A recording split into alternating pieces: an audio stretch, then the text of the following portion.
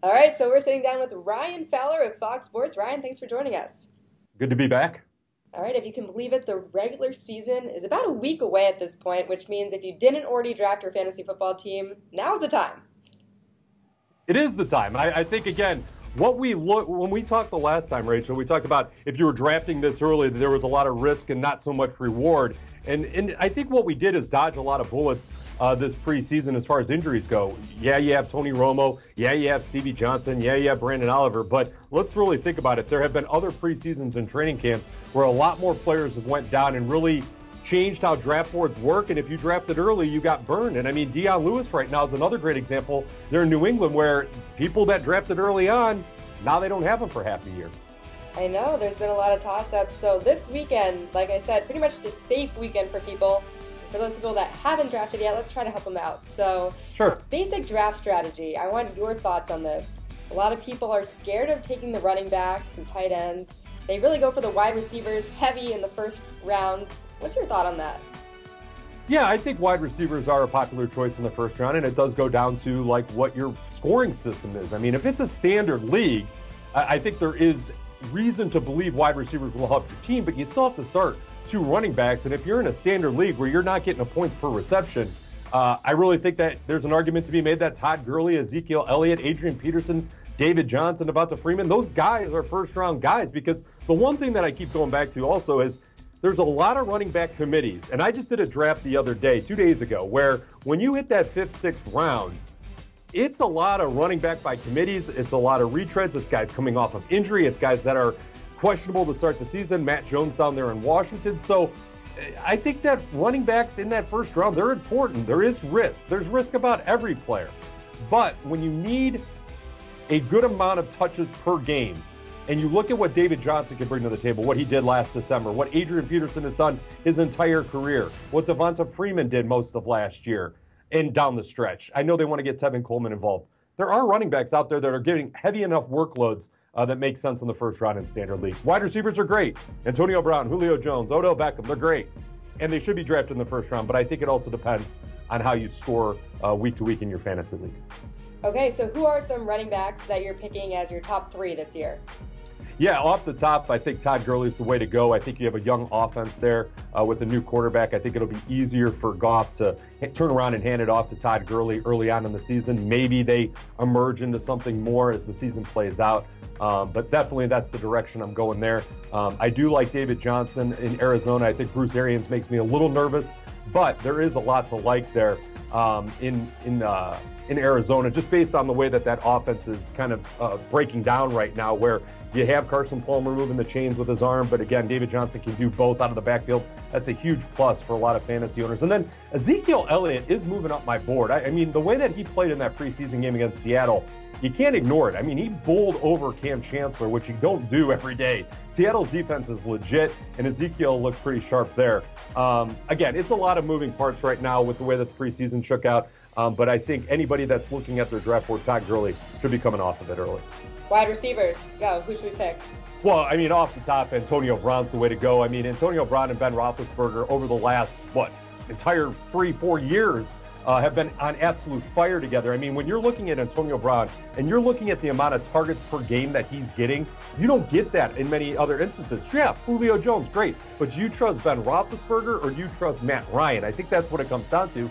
And Roethlisberger, when healthy, and he has taken a lot of hits throughout the course of his career, when Roethlisberger and Antonio Brown are on the field at the same time, it just makes too much sense. So Antonio Brown, then Julio Jones, I think, again, Matt Ryan, take him or leave him, but Julio Jones is going to get his. I know he came out of his preseason game with a little bit of an injury. He should be all right for week one. And then Odell Beckham. You know, you put Odell and Eli on the same field in Bob McAdoo's offense for the third year now, and now Bob's the head coach there. I think he's going to have another big year. I think Sterling Shepard and Victor Cruz comes back this year. There is a little bit more on the field for Eli to work with, and I think that helps Odell and fantasy owners in the end. All right, I have to ask you, I've noticed this trend in the past few years where these high-quality quarterbacks are still available in the later rounds. So it's weird to me, but I get it. When would you draft your starting quarterback? What round? I'm in the 5th, 6th round range right now, and it's funny because that draft that I did a couple days ago, I got Blake Bortles in the 10th round. So Blake Bortles is the guy that finished top 5 in fantasy points scored last year, and there's been this buzz around the fantasy industry that a lot of his points came in garbage time. There might be some truth to that, and maybe that's truth to that in that that's why he's falling down draft boards. But for Blake Bortles to have Allen Robinson and Allen Hurns and Julius Thomas, for him to fall to the 10th round seems a little weird. I still think the Jaguars are going to have to pass to win, more so than TJ Yeldon and Chris Ivory are going to rush for them to win. But yeah, overall, 5th, 6th round. I think if you're looking for some sleepers at the position, Andy Dalton's a great average draft position value right now. Tyrod Taylor there in Buffalo. I think you get a mobile quarterback, and we saw what Cam Newton can do with that and really help you out. I don't think Taylor's up to Cam Newton's caliber of play, but there is a lot to like in the mobility factor of Taylor. Plus, he's got Sammy Watkins. If Watkins can stay healthy, I think Tyrod could be in for a big year.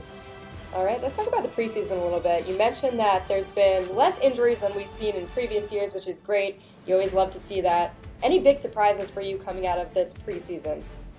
Well, I think they're just putting the finishing touches on Dak Prescott's statue down there in Dallas. For a preseason performance, I think Dak got the gold star, right? And not to take away from the silver star of Dallas. But between Dak, Christine Michael up there in Seattle, kind of waiting in the wings to see what Thomas Rawls is going to do coming off of that season-ending surgery last year. I've been very impressed with those two. I think Tajay Sharp there in Tennessee when the Titans moved Dorial Green-Beckham to the Eagles. I think Tajay Sharp was like, who's this guy? He's a 5th-round draft pick out of Massachusetts. And Massachusetts, not really a hotbed of college football if we're paying attention up there in New England. But Tajay Sharp has looked sharp, pardon the pun. I mean, the amount of targets that Mariota's giving him lead me to believe that he's got some value there in the 9th, 10th round in PPR leagues. And then Michael is kind of like a little bit of a crapshoot because we don't know what Rawls is. Coach keeps saying that Rawls is going to be ready for week 1. We haven't seen him, and Michael has played well in these preseason games. The one thing about Christian Michael in Seattle is he got a chance, and then he moved on, and then he came back. And usually, I haven't seen a lot of track record where that actually it works out for the positive. So I kind of hold my breath on that, but I did take a flyer on Christian Michael in the 9th round of a draft a couple days ago. And then Dak Prescott, as we come full circle with Tony Romo in the broken back. I mean, Dak's going to get his time to shine, so we'll see if this consistency that he's shown in the preseason against more vanilla defenses that he's going to see in real speed come week 1 against the Giants. We'll see if it holds up. I think Dak, if you want to go and carry 2 quarterbacks or in a 2-quarterback league, Dak's somebody I would look at in the 11th or 12th round, but no earlier. Yeah, let's touch on the Cowboys here because a lot of questions coming out of there ever since Tony Romo went down with a fractured vertebrae, probably out 6 to 10 weeks. So like you said, Dak Prescott taking over there. What does this do for targets like Dez Bryant, who everyone kind of has highlighted as their #1 wide receiver, or one of them? No, absolutely. And I think Dez gets dinged a little bit because you are dealing with a rookie quarterback. We know what Romo and Dez can do when they're both healthy, right? I mean, it's solid production. But you have Dak coming in, who is a mobile quarterback himself. He ran for plenty of yards in college.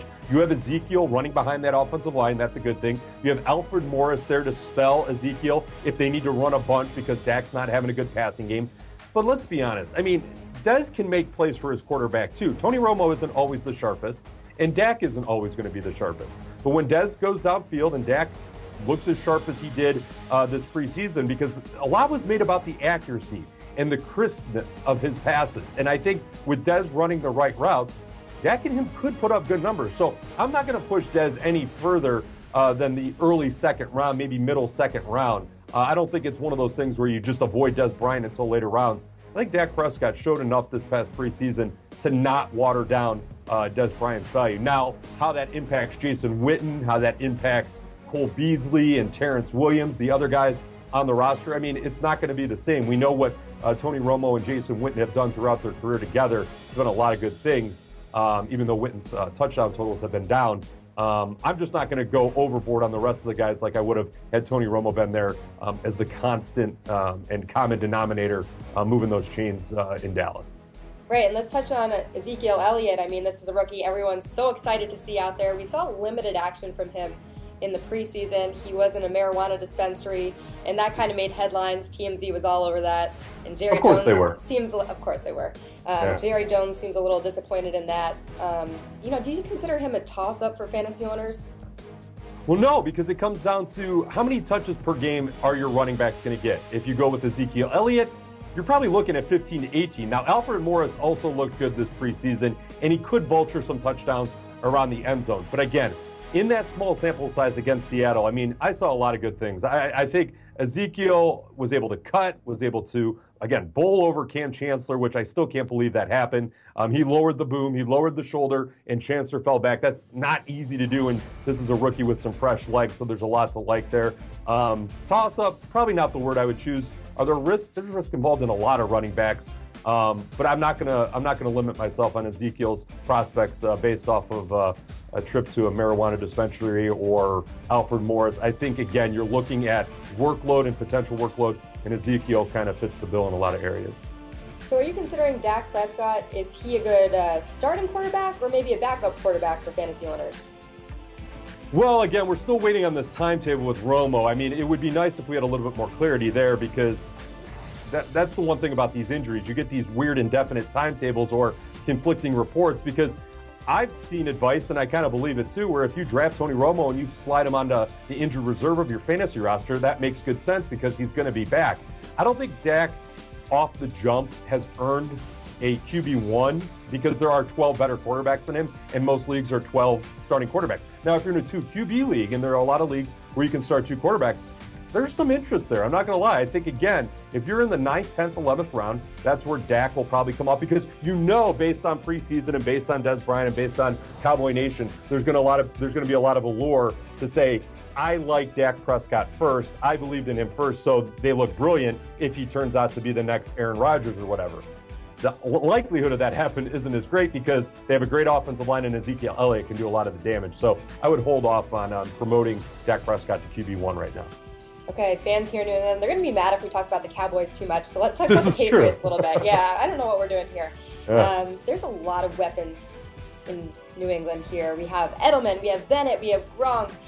Is it risky to pick some of these guys when you know this is a team with so many spread out targets, and at any given day, one of them can be targeted more than the others? I think there is a hedge factor there, absolutely. I think when you're diversifying your fantasy portfolio, looking at New England is a little trickier this year than I think in years past. Number one, for all of September, you have Jimmy Garoppolo behind center, an unknown commodity in a lot of scenarios. I mean, he doesn't have a lot of regular season playing time, so we have to consider that. You lose Deion Lewis because he has to have the cleanup surgery, so now you're looking at LeGarrette Blount and James White. And looking at the backfield with Bill Belichick, fantasy owners that have played for many years remember Mike Shanahan and the way that he rotated running backs in and out just a few years ago. There was really no RB1 there, and that's sometimes what I look at with LeGarrette Blount and James White. I think 1 week Blount could go off, 1 week James White could go off, and then Deion Lewis could come back midseason and he could go off. So that backfield's really murky, and I'm kind of fading that in a lot of drafts just because Belichick's kind of a hard nut to crack. If you didn't know that in New England already. No idea. As far as tight ends go, I think Martellus Bennett is interesting for DFS plays, daily fantasy sports, during the regular season. I think you'll get him on the cheap, and the ceiling is higher for the price tag. So I'd be interested there. As far as fantasy goes, maybe if you start 2 tight ends is where I look at him. I'm not so much worried about Martellus Bennett's fantasy ceiling. I'm wondering what it does to Rob Gronkowski's fantasy points scored floor. Will he regress because Martellus is there? Gronk's coming off the board in the first round in a lot of leagues, early second round in a lot of leagues, and now with Bennett there, what if he has 3 fewer touchdowns or 200 fewer yards because Bennett's there? We know Gronk is blanketed week in and week out, and his body takes a lot of punishment, and I don't know if Martellus Bennett is going to draw enough attention away from Gronk for Gronk to actually improve. I mean, the guy has been a monster in fantasy sports for so many years. He's going to have great games, and he's still a tight end 1. I'm just wondering if the numbers come down a little bit, not so much as ranking. From what you've seen from Garoppolo in the first preseason games here, are you confident that New England's production will remain consistent throughout the first 4 games? I am not confident, but again, it's only 4 games. And do I feel confident that Gronk starts weeks 1 through 4? Absolutely. Am I confident Julian Edelman starts weeks 1 through 4? Probably as a wide receiver 2, sure. And then, like I said, I'm fading those running backs, so I'm not going to touch those. Then it becomes interesting, and I can't remember if we touched on this in our previous interview. When Tom Brady was on the field last year, and you're going to get him for a good chunk of the season once October rolls around, Brady's average points per game the first half of last season were through the roof, 20-plus fantasy points per game. When we got to the second half of the season, he averaged less than 20 fantasy points per game. And then when we got to the fantasy playoffs, he averaged around 16 fantasy points per game. So there's this confidence factor with Garoppolo going out there and making people happy with the fantasy point totals.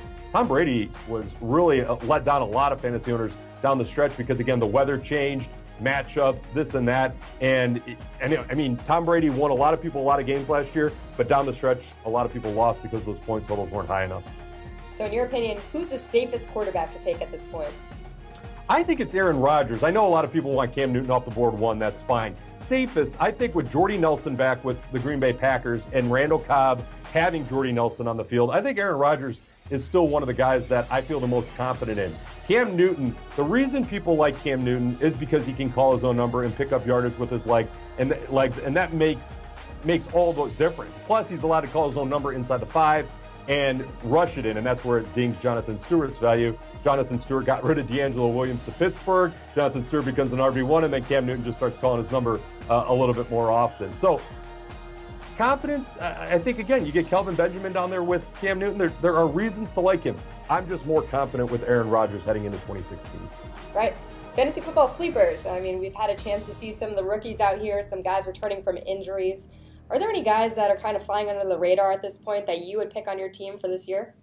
Yeah, and I'll go based on average draft position. I mean, there's a lot of resource sites out there that kind of monitor where players are going, and I'll start in New Orleans with Michael Thomas. His average draft position has jumped 3 rounds, but it only has jumped to the 10th round. He started at the 13th round, and now he's 10th round down there in New Orleans. I think, again, you get Kobe Fleener down there. You have Brandon Cooks with the Saints, but there's a lot to like about Michael Thomas. He's tall, he's long, yeah, he's a rookie, but they don't have Marquez Colston anymore. So I think as the season progresses, I think Thomas is gonna be one of those guys that I think takes a few weeks to get his legs under him, regular speed, regular season, and get it going. But I think, again, Breeze, if he can build a rapport with him early on, that's gonna help his ceiling.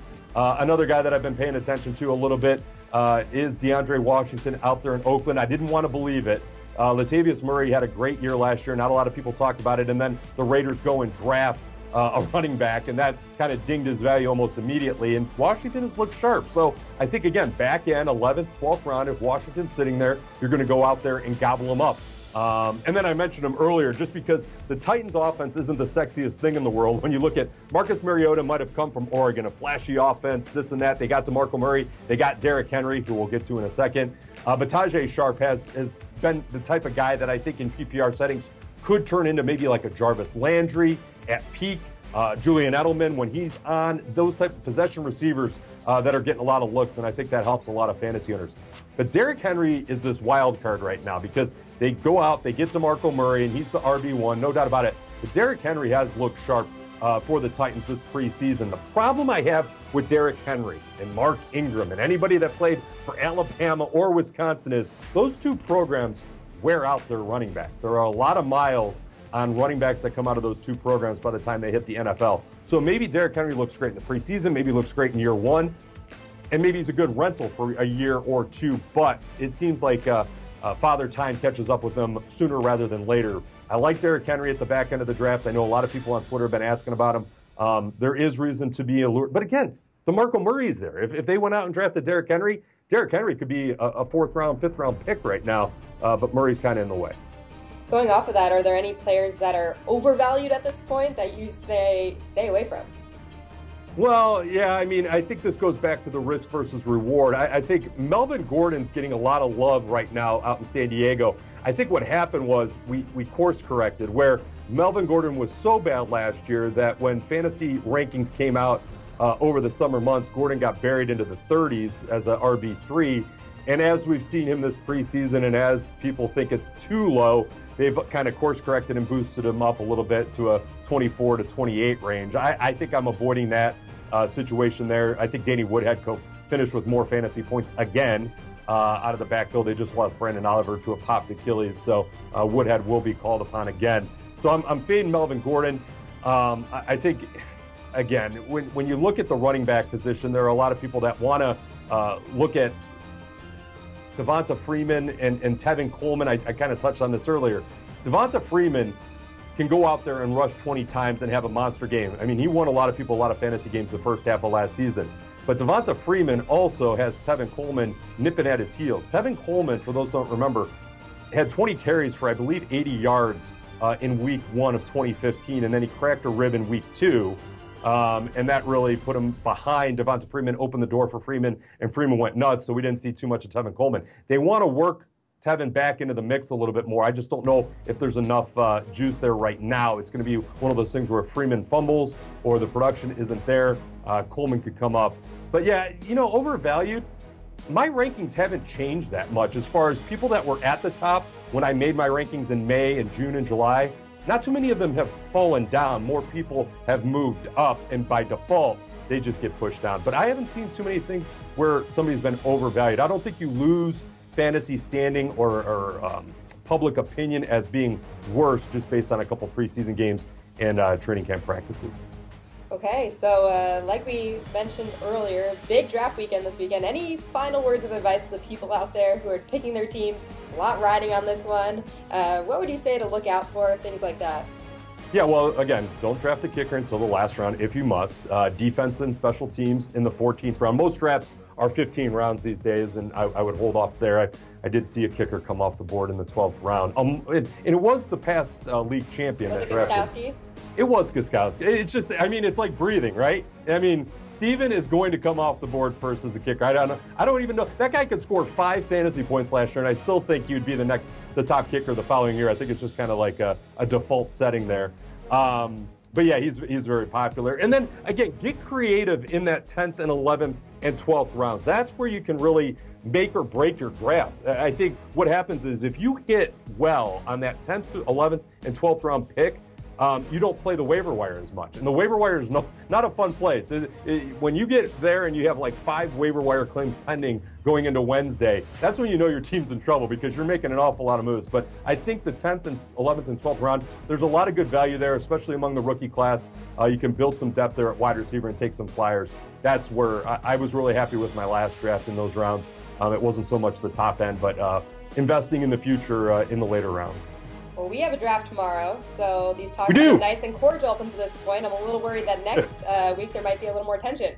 There might be. I will tell you what, this fantasy league that Fox Sports runs, we got a good mix of people around the country, fantasy experts. The one cool thing this year is Jeff Stotts, an injury expert writer for RotoWire, is going to be in the league. So we have a guy, and this is kind of funny. So Jeff will be in the league, and if he goes out and drops a player or adds a player because another player's got like a bum shoulder, why is he going out and what injury analysis is he doing, and what does he know that we don't know ahead of time? So that'll be a little wrinkle in the strategy of that league, having somebody that knows the ins and outs of a bum shoulder or a bad knee week to week. I'm going up against some Titans in this league. I'm a little nervous, but I'm ready to give it my all. Awesome. Where can we find more of you, Ryan? This has been great chat, but you're on Twitter, you're at Fox Sports Fowler. Where else can we find you? Yeah, check out foxsports.com/fantasy. We got all our draft stuff there. We got Mock with Fox. I'm going to be mock drafting with people tomorrow at 2 o'clock, or Wednesday at 2 o'clock, I should say, Eastern Standard Time for the hour. And then if you need a league, foxsports.com/fantasy/football. Okay, well, this about wraps it up for us. Good luck in all your fantasy football drafts, except for you, Ryan. I'm not talking to you. I know. But thanks. We look forward to talking to you next week.